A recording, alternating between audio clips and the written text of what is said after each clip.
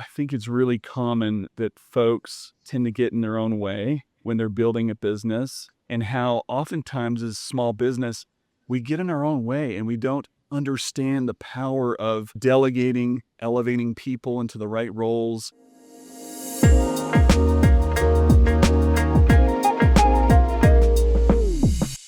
Today I'll be speaking with Nate Tew, co-founder and CEO of KeyRenter Property Management. Nate has a really unique perspective because he is the CEO of KeyRenter Property Management, which is a franchise that has over 90 locations nationwide. So Nate was kind enough to speak with me today to share his experience in terms of what he's seen work in property management companies, what some of the biggest mistakes property management companies make are. So without further ado, let's get straight to it so you can start to learn from Nate and his vast experience in property management. Nate, thank you so much for joining me today. To kick things off, can you tell everybody a little bit about your background and experience in property management? Yes, Stephen. Well, first off, thanks for the invite. It's good to be here with you, and hello to all those that are watching this episode. I got my start in property management back in 2007. So I was in real estate with a business partner. We were actually selling bank foreclosures in 2006 and 2007 when I started with him, helping him sell bank foreclosures. And there's an element of property management when you're selling foreclosures for banks. So a lot of people thought we actually did property management. We'd get referrals through the Keller Williams brokerage we were a part of, and we would kind of turn them away for a while. Then eventually we thought, you know what? We were buying houses to flip. They weren't flipping. We were turning them into rentals. And we thought that maybe property management, maybe there's something there. The foreclosure market was starting to wind down with some of the foreclosure acts that were being passed. And so we looked at property management, thought, you know what, let's go for it. And we took a leap into property management. I took the lead in that while my partner continued to focus on the REO, the foreclosure business, and the retail side of real estate, and started growing that business slowly, trying to figure it out. We didn't have a lot of support or mentors. I didn't know about NARPM. I didn't know about a lot of the resources that people have today. And over the course of several years, built something pretty great. And I feel like we kind of fell into a gold mine and something pretty phenomenal that we just didn't even really know how good it was at the time, right? And the economics of the business and things just started to click and make sense to the point where in 2013, we decided to go nationwide. And we were talking about it for several years before that. We rebranded in 2011, but decided really to go nationwide. And we saw that we could either open up our own businesses in different markets or we could franchise. And at the time, there were a couple franchisors out there. And the more we looked into it, the more franchisors we saw, the more opportunity we saw there to really align and partner with great people that were vested in their own businesses in their own markets. And so we took that plunge in 2014, franchised the business. We had our first franchisees come in to initial training week in January of 2015. So it's just over 10 years. And, so got my start really, grassroots, building a business, and then work to scale it through the franchising model. And today we have 94 locations, and we continue to grow. And it's been really interesting to grow the brand and the business through phenomenal people that are building their own businesses. And so in the beginning, we're helping investors, right? Property owners to get better returns, to have peace of mind as we're offering those services. And now my focus is in helping other people that want to get into business do that same thing for their clients and build just great property management businesses. Yeah. So you obviously have a unique perspective because, as you mentioned, you now have over 90 locations, which is not something most people get to see. So you have I'll call it a bird's eye view into 90 different property management companies across different cities around the United States. If you had to try to put it into a concise answer, what are some of the biggest mistakes that you see property management company owners make when they're trying to scale past that 200 to 300 door mark? I think it's really common that folks tend to get in their own way when they're building a business. There's a great book called The E-Myth Revisited, right? Michael Gerber talking about the small business owner and how oftentimes as small business, we get in our own way and we don't understand the power of delegating, elevating people into the right roles. And so I think for for me is I'm looking at our network of franchise owners and some of the challenges that we face in terms of growth and scaling. It's not so much a matter of, I need more leads in the lead generation. Oftentimes it's process and getting the right people in the right seats. And so I think that not hiring soon enough, a lack of leadership skills, management skills, those sort of things that really allow people to open up the gates of their business to grow. I think too, not focusing enough on process management, I think can be a challenge. But also in the same vein, sometimes focusing too much on process management instead of getting the people in the seats to then go to work on, mapping out processes and getting the workflows together. I see business owners, franchise owners as well that tinker too much, right? Instead of getting out there and just building, and sometimes it should feel like a little bit of building the airplane as you're flying it, right? Making sure everything's working. But I think there's power in focusing on the people. And oftentimes the challenges around scaling and growing and building is a who and not a how problem. And I think that the bottlenecks really open up when we get the right people in there to help us grow the business, allowing us as the business owner to step back a little bit more and focus on some of the KPIs and focus on the growth engine of that business that runs through the great people that we have hired. Hey, quick break from the interview, just for a second. If you're listening to this podcast, there's a good chance you're looking to grow your property management business. Our team at Upkeep Media is offering a free property management lead generation session to all podcast listeners. Just visit our website at upkeepmedia.com/growth. Fill out the form on that page, enter the coupon code podcast, and you'll sign up for a free property management lead gen session. A team member will reach out to you at the time that you book.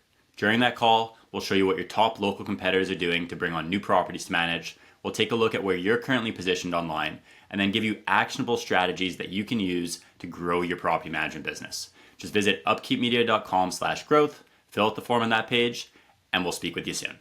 All right, let's get back to the interview. So in your experience, you're talking about how you have to kind of get out of your way, your own way, to allow the business to grow. What would you say are some of the roles that are commonly hired too late? Well, I think the first role, if I'm because we've done this time and time again, right, of new franchise owners coming in, and only a handful of them come in with portfolios, right? We call those conversions, where they're converting brands and that sort of thing. And people are interested in doing that because they get instant infusion of support and resources and coaching and all sorts of different things. But a lot of people come in with, they might be corporate refugees or coming from different industries, and they want to get into property management because they see how awesome of a business it is with recurring revenue and all those things that all of you guys already know, all the listeners, but they come in with zero doors, right? So generally they're solopreneurs for the first while, but they can't stay there for very long. And so in our model, we call our model the Model 300,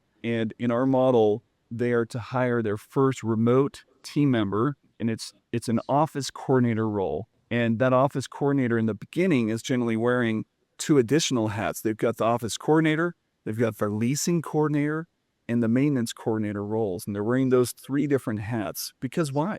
Well, they're between 0 and generally 75 doors. And that hires around that 0 to 25 door mark. And that really opens up the gates for just allowing the back of the house sort of functions and responsibilities to be fulfilled by someone else other than the entrepreneur, the business owner. The next hire, which is usually around 75 doors, is someone that's on, local, boots on the ground, and that's generally an assistant property manager role, someone who's doing the maintenance management and leasing management. Is a little bit of a hybrid role because, again, we don't have a lot of inventory. But the beautiful thing about that is it allows, again, the business owner, who generally will focus more on sales and business development. Now, of course, if they don't have the skill set or the EQ, some of those smart social skills to do business development, they got to hire that very quickly. They need to hire a BDM, someone that can go out there, network, build the business, be the face of the business in that way. But generally speaking, that business owner is going to hang on to that role. They bring in an APM, an assistant property manager, to then handle more of the field work, right? And even some of the client and resident facing roles. But the beautiful thing about that is then when it's time to hire the next person, you got an office coordinator who's trained in leasing and maintenance coordination. You've got a field person or assistant property manager that's trained in leasing and maintenance management, and they can do all the training. And so you start again delegating the training. You elevate those people into positions of leadership and mentorship for the team to continue to grow, build, and develop. And then when it comes time to get even more refined with your processes, it's much more of a question of who here on my team is going to build this out and get a little bit more clear on how to do this the most effective, efficient way, rather than you as the business owner getting stuck in the weeds. That's where I see that most new property management owners get stuck and they just start tripping over themselves rather than focusing on growth and building the business. It's just getting in those weeds too much. Yeah. So one thing you touched on was usually as the owner, your job should be focused on sales and business development. And I can say for almost every company we've seen grow to 1,000 doors, that's generally how they start, where the owner had not necessarily that they were a natural salesperson, but that was their main focus, and you grow into it over time. So I agree with you there. I think generally, and of course, you have to play to your strengths. So if you really, really are not someone who is comfortable getting into a sales call, then you will have to find another method. But generally, the route we see that's successful is figure out everything you're doing and slowly build up a team to replace everything you're doing other than the sales side of things. And then eventually you get to a point where you can then replace yourself with a BDM that can take over the sales side of things. Have you seen a similar type of thing with the different key renter partners? Yeah, very similar. I mean, generally they're cash flow mindful, right? They're trying to, not bleed themselves to death, right? And so they're going to be growing the business and growing the team and growing the payroll in parallel with the growth in revenue. Now, we have several franchise owners, and it's actually becoming more and more of a newer emphasis, especially with the way we're targeting for new franchise owners now, is to bring on some franchise owners that really get the power of leveraging team and people and org chart and scaling. And so we've got several that are right out the gates. They're hiring the BDM full time. They're hiring the office coordinator. They're hiring the assistant property manager or even a director of operations. We have one gentleman that hired, his very first hire was a COO, a high salary COO, because he knew he could sell. And I think you're right, Stephen. Like you just can't replace the business owner in terms of their ability to influence and sell. And when I say sell, it's not necessarily the sales skills. It's just the connection that they can have with people because they own the business, and people really like that. This is such a relationship business. If someone here on this call doesn't have that just drilled into their head and heart, get that in your mind and your heart today, because you cannot replace the business owner in the relationship with clients. Now, it doesn't mean the business owner is the one connecting with the clients, but the clients, and sometimes the residents too, they want to know that there's a local business owner attached to the business, even when they're dealing directly with the property manager, which of course you got to do. You can't just be the one. That's another kind of bottleneck, Stephen, is a lot of franchise owners or business owners in the property management industry feel like they have to be the one that is connecting with their clients. How could they ever delegate that? And it's unbelievable what happens when they recognize, you know what? I've got great team members. I'm going to delegate those responsibilities, those relationships, so to speak. But you're there, and they know you're there. And so that business development mindset from the franchise or for the business owner, and in our case, the franchise owner, is critical, but it's not always the case. And so in this instance, they hired a COO. They continued in that business development role because they just knew they could bring on doors and throw it over there.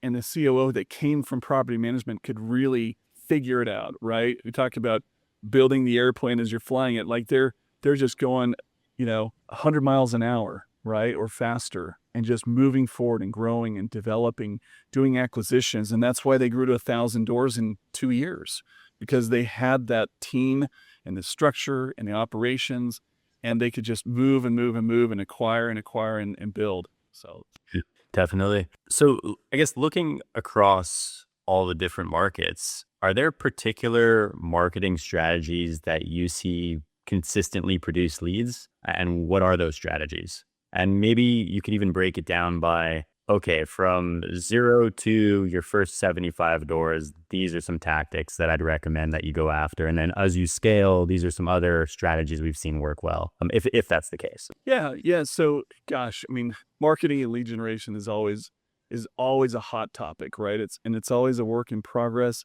It certainly is for us. I don't think we really have it nailed because you're trying to get that nail in, and it's a moving target, right? It's just something that's always evolving, especially as technology evolves and the client mindset shifts and market changes and those sort of things. But there are some tried and true principles. And so what we try to avoid is too many of the flash in the pan type marketing strategies. Some of those are fun to experiment with, to run pilots with. We do a lot of that, just piloting and doing different things. And that's one of the beauties of a franchise model is we can test different strategies in different markets. We can pull 5, 10 locations and say, hey, we're going to run this, see how it lands, see how it sticks, see what sort of responses we get, just measure the results kind of thing. But the very first thing, and I meet with and talk with some of the CEOs and leaders of some of the largest property management brands in our industry on a regular basis, and we talk about these sort of things. And one of the things that's very consistent across all of them is number one, organic search. Okay, organic search and having a really solid SEO strategy. And that's why, I mean, I think a lot of folks partner with you, Stephen, and Alex and Upkeep Media, because you've got to have folks that get it and they get it for the industry and they know the strategies that are working. They're dialed in on the best and the latest, tactics, strategies, and being able to be proactive with that SEO work that's being done on their websites, because we've got to get the page to rank.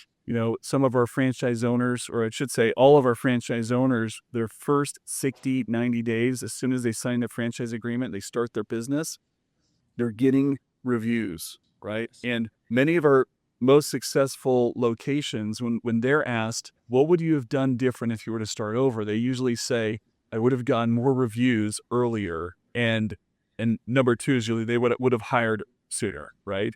We already talked about. But those reviews are critical. So SEO, just organic search, where you're not having to pay for all those ads because they can be the red water, right? You're one of the many sharks in the space, as Kate Hudson. So that's number one. And number two is really business development and networking and connecting with folks and being able to be an influence and being able to create almost a referral engine in the market. We just had one of our franchise owners just in the month of January bring on an additional 35 doors from referrals and marketing, right? And it didn't just happen overnight. Sometimes it takes time. Well, it usually takes time to create that trust, create that relationship to where you have folks sending in referrals. But that's a big deal, right? So being active, we call it being the mayor in your community, mayor of your town, so to speak. So people, they know you. They know you in the real estate offices. They know you in the investor communities. They know you, your brand. You're in front of them. There's other things we talk about as far as direct, a connection with folks through an account-based marketing strategy that we deploy. But those are the top two. And so when we think about what are we going to do to grow a business, we got to start earlier with getting the website ranking, and we got to start early with getting business development activity going on in the different locations. And so, but it's just interesting. Some of the biggest property management companies in the country are saying the same kind of things, right? And that's where the most growth is happening. So we hear networking thrown around a lot. Let's pretend that we have no idea how to network, because there are a lot of people that will say, I know I need to network, but what am I supposed to do? Can you give some, let's say, concrete examples of some steps you can take to become the mayor of your town? Well, I think a lot of folks will validate on social media. So as you're recording content, putting it on social media, it's not necessarily going to generate new leads from within the social media sphere, but a lot of folks are looking you up and getting some validation. There was a study from NARPM. I can't remember. It was a NARPM Profit Coach kind of studies. It was talking about the reasons why property owners decided to go with that specific property management company. And the number one reason at the time, I think this is a 2022 study, the number one reason was local market expertise. And so you've got to first become a local market expert. You got to know what's happening in the market, what the rental trends are, what the vacancy rates are, what the saturations rates are, and how that applies to them and their business, and their business being their rental properties. You got to be able to talk with them and instill confidence in them, in your ability to do one of three things. This is our value proposition, and I think it's pretty general across the industry. We got to be able to simplify ownership for them. We've got to be able to enhance their return. We got to be able to provide peace of mind. So as we're having these conversations, they got to feel that, right? The decision to hire a property manager, and one of the reasons, 70-ish% of the SFR individually owned rentals are still self-managed because they don't know about us as an industry, or they don't trust us. So we've got to be able to instill that trust and then follow through, right? Provide a great service. And so I think that's first, Stephen, is like, what is my knowledge? What is my understanding? And how am I coming across to property owners? What sort of education am I providing to them? And so putting yourself, whether it's at the Chamber of Commerce, whether it's a BNI, investor groups, real estate offices, mortgage lender offices, retirement communities. I mean, I could go on, right? HOA, like community associations, like these different groups. What sort of education are we providing that helps those individuals recognize that we as a brand and me as a BDM or, business owner can help them to simplify their ownership of their property, enhance returns, and have peace of mind? I think that's critical. And so it's not necessarily the specific little presentations. It's just more about being that person that cares about the results of the client, and that comes across to the agents that are referring people, comes across to your own clients for them to want to go out there and spread the word, so to speak. Yep.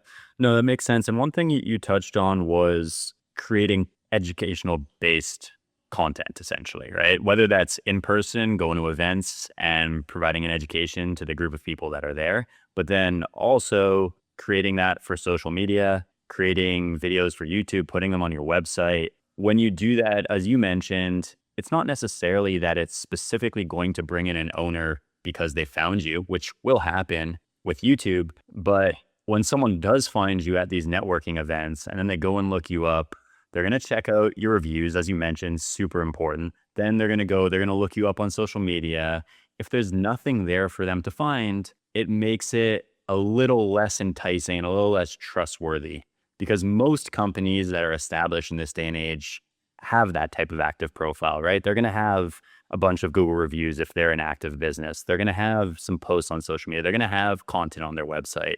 So even if you don't necessarily see that it's directly bringing in leads right away when you're doing it, it's still going to help with even if all your focus is on offline marketing, it's still going to help with that as well, because it helps from the conversion standpoint. So that makes sense. So I guess Can I comment on that for just a second?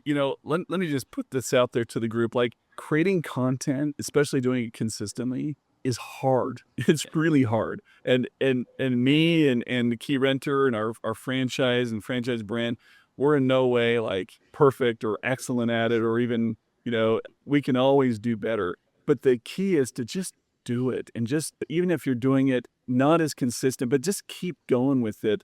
I remember starting to create content. I was really inspired. Big shout out to my buddy, Mark Cunningham. I was really inspired by him. This is probably 2016 or 17 when he started to develop a lot of content. And when you go back and look at some of my early videos, they were exactly like his, right? I even had the shirt and tie and I had the screen behind me because he modeled it really well and did a great job with it. And so I since got a little bit, my own flavor with creating content, same with our franchise owners. But it's really, really hard, Stephen. Doing this podcast consistently is hard work, right?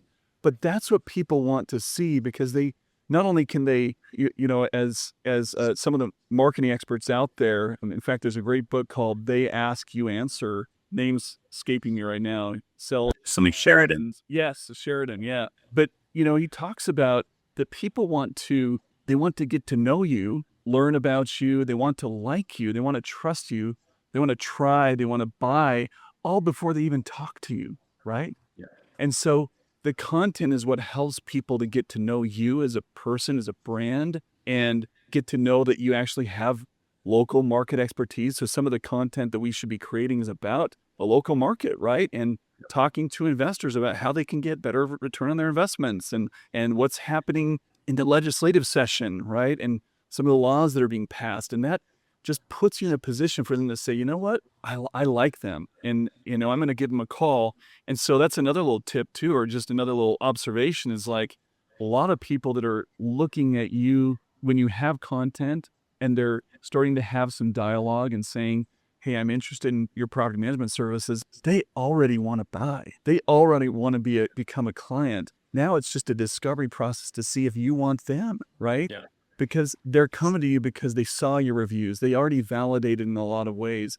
You don't need to, it's like Grant Cardone says, just shut up and sign the agreement at that point because you already know that they want to buy. So Yeah, no, 100%. I think on that note, yes, producing content consistently is difficult. One thing that is a big deterrent for a lot of people is they are embarrassed, right? It's a little bit awkward the first time you get in front of a video camera and you're filming yourself. You're in a room completely alone and you're literally talking to a camera. What's going to happen is, I can almost guarantee it, your first few videos will suck. That's like anything in life. The first time you do something, you're not going to be amazing, or generally you won't be, unless you're born with this God-given talent to be in front of a microphone and a video camera. But as you consistently do this, eventually it becomes a lot more natural. And when it becomes more natural, your content gets better. All that happens is when you're not good at the start, the worst that'll happen is no one watches it. So this content that you're embarrassed about, no one's ever going to watch it. And then because you did that, you get better. And as you get better, you start to get more people that are watching your content. And that's when you end up with what you were talking about, where people reach out and they're like, hey, I've watched 4 or 5 of your videos. I have a pretty good idea of what you guys do. Just basically fill in the blanks and I'm good to go. So it makes the sales process a lot easier as well. Well, it's like Gary Vee that says, just you're gonna hate it. It's gonna suck, but just do it. Just pump it out there because you think it sucks, but the people that are watching it, most of the time they don't, because even if it's just a little bit more than them, and there's going to be a little bit of a nugget. And you know what? When you're awkward and when you're uncomfortable, it actually there's been some studies showing how a lot of people watch those videos more because you're more natural. And the biggest challenge when creating content is trying to be so rigid and structured, but just get up there and start talking. And if you say, try to be mindful not to make it distracting, but if you're, making a mistake, just correct yourself and keep going. Don't worry about resetting and changing because people really gravitate towards that. And Gary Vee just says, you got to test the content that you think you're doing right now. You have to really make some great traction. He's talking to influencers, right? Influencers got to put a tremendous amount of content. We're trying to be influencers, but at a smaller scale. Micro influencers. Micro influencers, right? Just get it out there. I mean, I still have people that come to KeyRenter that say, hey, you're the video guy. I saw a lot of your videos. And for a while I'd be like, oh man, I'm so sorry you had to watch those. But they're like, no, there's some great stuff there. I'm like, okay, well maybe I shouldn't be so hard on myself, Yeah. No, 100%. So shifting back to bird's eye view, because you do have a very unique perspective. For a property management company owner, what is the simplest way to track whether or not the business is healthy without actually being in it? So like, what are some KPIs that you recommend a business owner tracks to have a big picture view of their company and whether they're progressing in the right direction? Yeah, well, you can imagine with a lot of locations, we've got to get really clear on several key performance indicators, right? And we have 3 different sets that we focus on. We have our franchise owners focus on. We have the business ownership kind of scorecard and KPIs. We have business development or sales, right? And then we have operations. And when we think about business ownership, we're not trying to reinvent the wheel. In fact, we lean in pretty heavy into some industry best practices around KPIs. I think Profit Coach really coined the phrase of the 6 do or die metrics, right? They've done a lot of training and done a great job with that. We lean in pretty hard there. So we talk about the 6 do or die metrics, which are profitability, RPU, DLER, which is direct labor efficiency ratio, just R- RPU, just to make sure everyone understands, revenue per unit. revenue per unit per month, right? So having healthy revenue, and then direct labor, which is really measuring, am I understaffed or overstaffed? How efficient is my revenue from a labor standpoint? And then expense allocation, the way we're spending money on the expense side, watching that. So at Key Renter in our model, we have some really clear, we have 4 buckets of expenses, actually 3 buckets of expense that then equal our profit target. And so we're very clear with how much you should be spending in OpEx, how much you should be spending in human resources, those sort of things. But being mindful of that and watching that on a monthly basis at a minimum. So expense allocation, churn is a big deal, right? What would you say is a healthy churn? Well, our target is 15% or less, I don't know if I know what healthy is, because it really depends on how much new growth you're experiencing.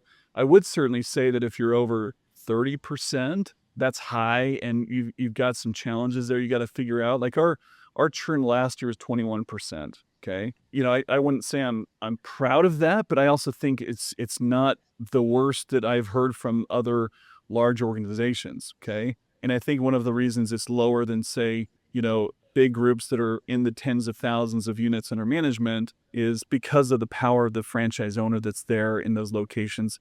So some of my friends watching that are in those groups might disagree with me, but we have those fun conversations. But I think that a 15% or less is our target. It's actually pretty hard to do, because people are moving and shifting inventory. There's some groups that are, really aiming to reduce that. Blanket Homes, we know that one of their missions is reducing churn and creating more stickiness around the asset management mindset. And so that's where we're at, Is that healthy? I don't know. I think that's up for debate. Again, I won't pretend to be an expert, but from all the companies I've spoken with, which at this point it's definitely over 1,000 property management companies, that's within the range of what we see. What we'll tend to see also is it depends on the type of market. So really small markets, the churn tends to be a little bit less, and it might just be the mentality of people that live in small towns. I don't know, but it seems like you're right around like industry average, more or less. On the topic of churn, what are some things that you recommend property management company owners do to try to reduce churn? Like, do you recommend that they're reaching out to the owner on a quarterly basis to fill them in on what's going on, or do you have any pointers there?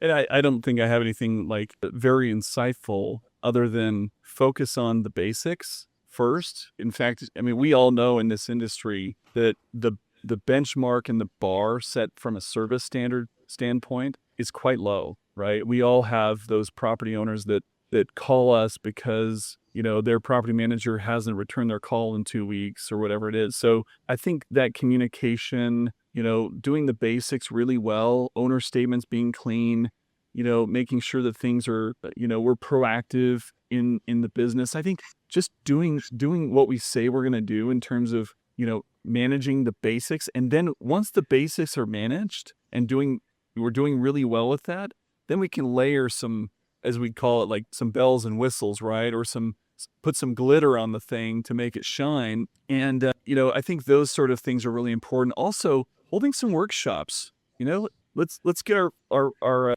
property owners in a webinar, maybe quarterly, to talk about what's going on with the market, bring on a guest, insurance provider, tax advisor, whatever it is, and have some real interaction with the clients. And that helps them to not only feel like you care about their properties and their success and you're doing the basics, so to speak, but also you care about them and their success as an investor. And they've got to see that from you. Not everyone's going to care about that. A lot of your clients, in fact, when I was doing that a lot, we would get maybe 10 to 15% on a good day that would show up for those sort of things. But some of them watch the recording, but just them knowing that you're doing those things makes them think, you know what, this is different. And I'm staying around for this. And of course, now there's investor dashboards that I would call a little bit more of the glitter in property management. I think it's becoming much more foundational, and actually the more we all kind of lean into those sort of services of providing Charles Schwab type dashboards for our clients to see projected, returns and those things over the next 5-10 years, the more owners are going to see that and actually expect that. That's going to become one of those basic things in the next few years, I predict. But I really think, Stephen, most churn, even when clients say, you know what, I'm just selling my house because I want to sell it, or, I really like you guys. You guys did a great job for me, but I'm just going to sell it. If we really drill down with that conversation and we get those owners to open up, they're going to say things like, it was actually, and I go back to our first value proposition, it was not more simple to have you managing it than if I managed myself.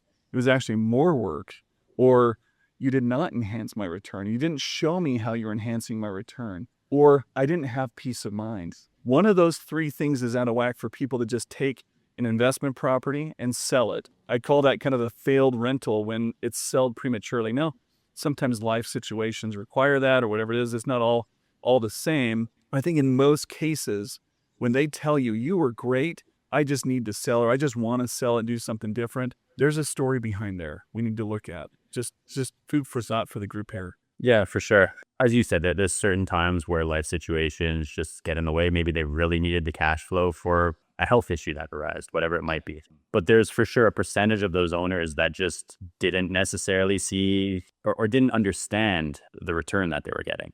And if you can properly demonstrate, look, this is better than you're going to be able to make somewhere else if you take the cash, it probably starts to sway their decision a little bit. So that definitely makes sense. So for property management company owners or people that are just new into property management or thinking of starting a property management company, often a question is, am I better off joining a franchise or just going at it, I'll call it independently? Who do you think a franchise is a good fit for?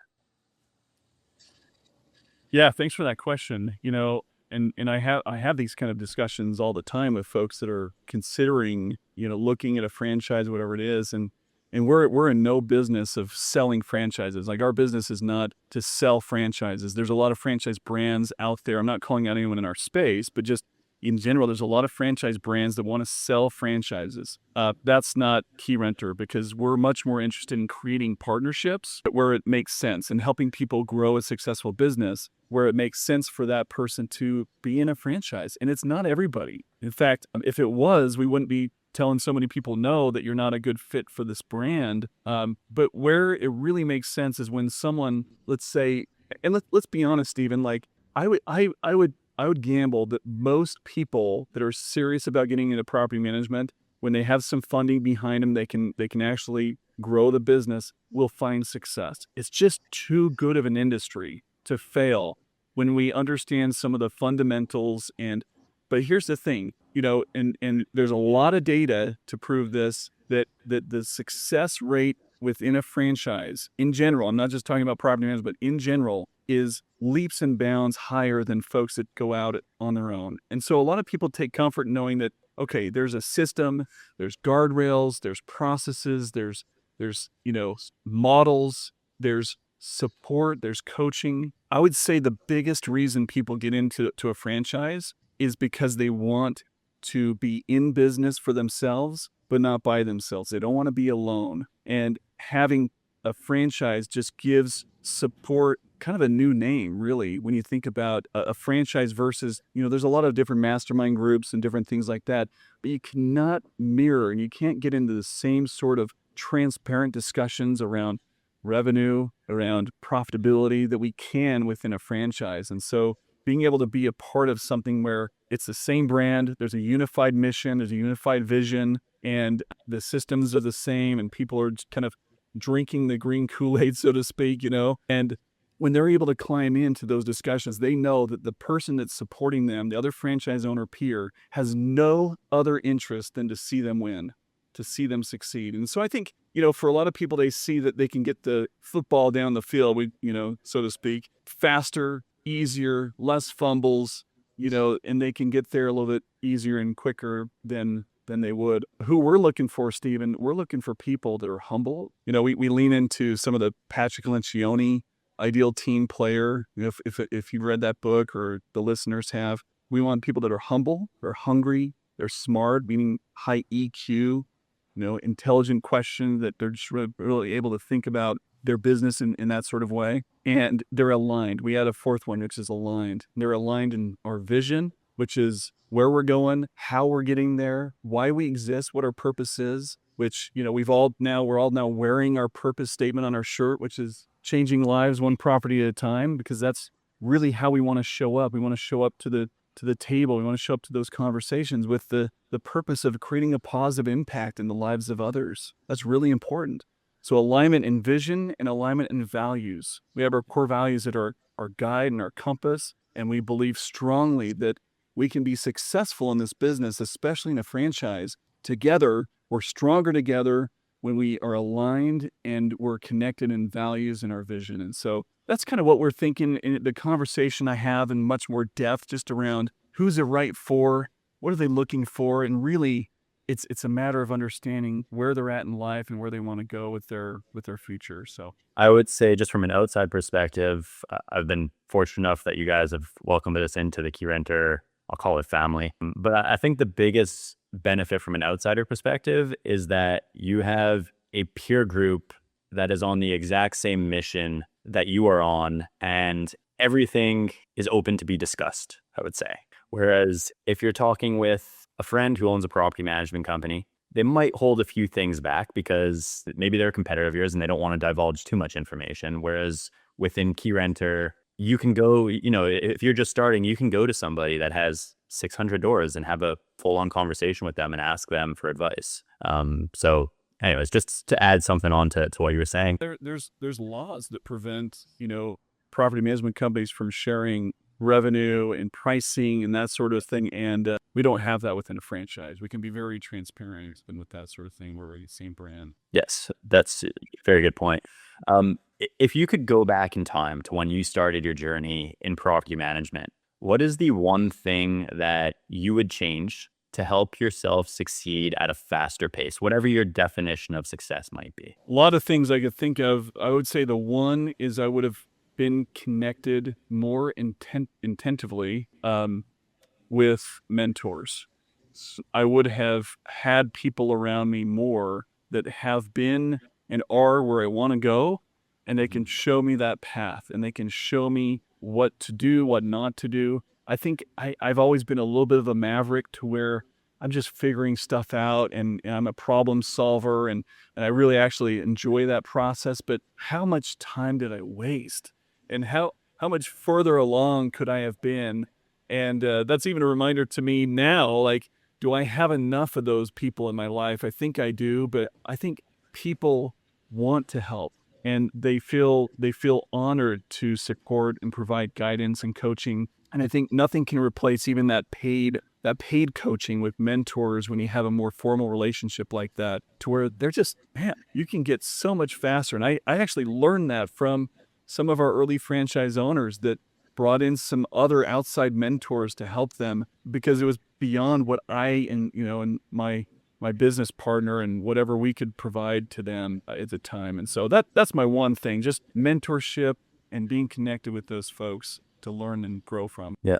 One thing for anyone who's wondering, okay, I have companies or people I look up to, but I don't know them. How am I going to get them to mentor me? One thing I always recommend is reach out to them and offer to pay them. If they don't want payment, offer to donate to a charity of their choice in their name. When you reach out and you're just like, hey, will you mentor me? Generally some people might be receptive to it, but most people are like, I don't know you and I don't have the extra time. But if you offer either to pay them for their time or donate to a cause that is close to their heart, then they start to think, okay, maybe I do have a little bit more time, and I'm willing to pass on some of my knowledge. But that's been huge for myself as well in business. It's find someone who is where you want to be, reach out to them, and offer to pay them for their time. Not everyone necessarily is going to be willing to do it, so you might have to reach out to a few people, but I can guarantee you the success rate will be higher. So Nate, thank you so much. Thank you so much for taking the time to speak with me. I know your time is super valuable, so I don't want to keep you too long. If anyone does want to connect with you or learn more about KeyRenter, where would be the best place for them to reach out? If you just go to keyrenter.com, that's kind of our public website. There's a button on franchise if you want to learn more about that. You can also access our different locations and learn more about the brand and everything there. So, Steven, great being with you, man. Appreciate you and all that you do for our industry, all you do for KeyRenter. Final word for all you guys in property management. We're looking to get into it. You guys, this is a phenomenal industry, a phenomenal time to be in this industry. I think the best is yet to come. And the big question I have for all of us is, are we ready to get to work? Are we ready to do this thing? Because there's a lot of great things ahead of us. And so I'm just excited to be here and proud to be a part of this industry with all of you guys.